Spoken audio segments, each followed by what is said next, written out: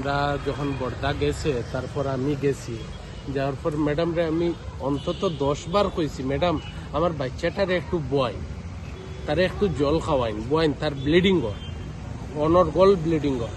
ম্যাডামে 10 বার অন্তত কোয়ার পরেও বোয়ান না। এরপরে তান একজন খেয়ে অবজারভার আইছে, তানরে কইছি স্যার প্লিজ অ্যাটলিস্ট আমার বাচ্চাটারে বয়াইন। এরপরে বাচ্চাটারে তারা আনিয়া বয়াইছে। অথচ তারা কোনো জিনিসের, একটা মানুষের যে গেলে, একটা গার্ডিয়ান গেছে, একটা বাচ্চা অ্যাক্সিডেন্ট হয়েছে, রেসপন্সিবিলিটি নেই বা একটা রেসপন্স দেই বা একটা ফার্স্ট এইড দেই বা মেডিকেলে পাঠাই, হসপিটালে ট্রিটমেন্টের লাগে, কিচ্ছু করছে না। অথচ তারা অত খারাপ মানে বিহেভিয়ার, তারা এটা কোয়ার মতো না।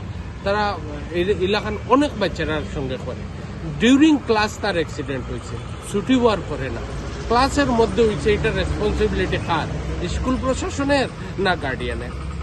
স্কুলের প্রশাসনের যদি হইয়া থাকে তো স্কুল প্রশাসন এখানে তারা এটা একটা ফার্স্ট এইড অবধি দিল না। আপনারা আমরা উদারবন থানাতে তার লাগে আইসি কেস দেওয়ার লাগিয়া এফআইআর দিছেন আপনারা? এফআইআর কার নামে দিছেন?